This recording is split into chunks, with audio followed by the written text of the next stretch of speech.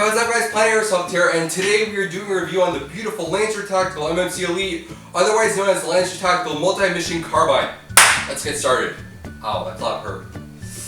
Okay, real quick, one thing before we get started, if you're curious as to what comes in the box with this beautiful gun, be sure to check out my last video, which is the official unboxing of this gun, official unboxing of this gun, or click on the first link in my description, which will lead you to that video. Alright, let's go. Now that we've got that out of the way, let's move on to the overall externals of the gun. Starting with the everything, we're looking at a mostly non-polymer build, but do not be discouraged by this because it does several awesome things, such as keeps weight down, keeps price down, and is extremely durable and high quality. In fact, I compared to that of the Chris Vector. If you guys saw that review, I really like the KW Chris Vector's external build. It's extremely high quality, and so is this. However, it is metal where it counts, such as the buffer tube, trigger, out of barrel, and several other places. Polymer flip-up sights are included, which do several things as well, such as lock firmly into place, are adjustable for windage elevation, and are removable.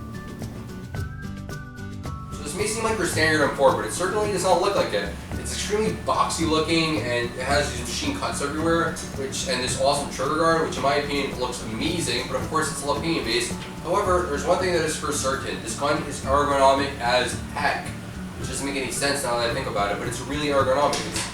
It's comfortable, it looks perfectly into place, it's not too heavy, not too light. This one weighs around 6 pounds in the lighter one, and the 10.5 inch version weighs a little bit less at around 5.85 pounds, but it's comfortable. That's all. Two more things to point out is one, your orange slash R covers a 14mm negative counterclockwise threading, so you're good to go with most aftermarket suppressors and flash hitters, and two, you have a sling mount point on either side on the rear of the rifle, but this gun is not ambidextrous for the rest of the components. As far as battery space goes, you remove your butt plate and this little plastic piece to access your battery compartment. And you'll notice that the buffer tube space is really small, so you can't really fit a battery in there. But on each side of the crane stock, there's a slot for battery, and I can fit an entire stick along one leg weather. The battery space is huge on this gun, which is freaking incredible. The wires can either go in the buffer tube, like so, or on the other side, just tuck it all in neatly, and you're good to go. As far as rail space goes, you have rail segment on the right side as well as an identical one on the left side, and underneath you have the longer rail space, and on top you have a one-piece upper rail, which has its pros and its cons. The pros being it prevents shake. You don't have as much shake in the rail as you normally would, and you have more rail space, but the obvious con is you can't put on an aftermarket rail, which kind of sucks, but not the biggest of deals.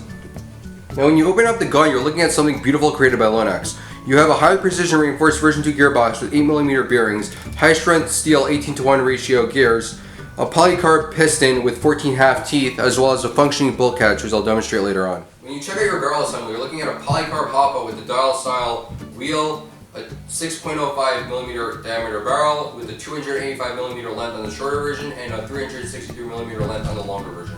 Like previously mentioned, this gun is electric blowback, and it does feature a functioning bolt release and catch. Pull back the charging handle, press the bolt release to let go. Let me show you that on the other side. See how it locks back. And you press this to let it go. Wherever the hell it is. There we go.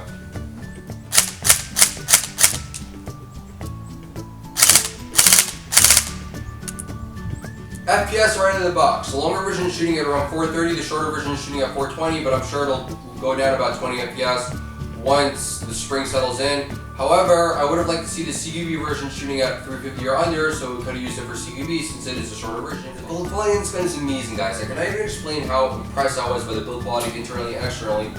And the range and the accuracy, the range on both versions were really, really good. The accuracy on the longer version was a little bit better, and the shorter version could have been a little better, but I'm not going to complain about it because it wasn't that bad at all. The biggest con of all is the fact that there's no MOSFET. I really would have liked to see a MOSFET in this gun. It's a little bit unfortunate they didn't include one, but it's not such a big deal. It's not ambidextrous also, and there's no battery and charger included, so if you're a beginner airsofter, you're going to have to spend a little bit more money out of the box, but it is worth it.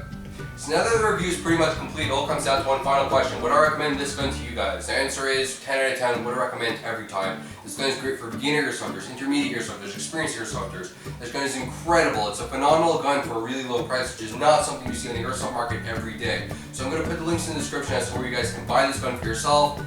Trust me, make it your next airsoft gun purchase. It is worth it. So that about sums it up for this video, guys. I hope you enjoyed, and leave a like, comment, subscribe, and share if you did. I think I covered everything, so yeah, peace out.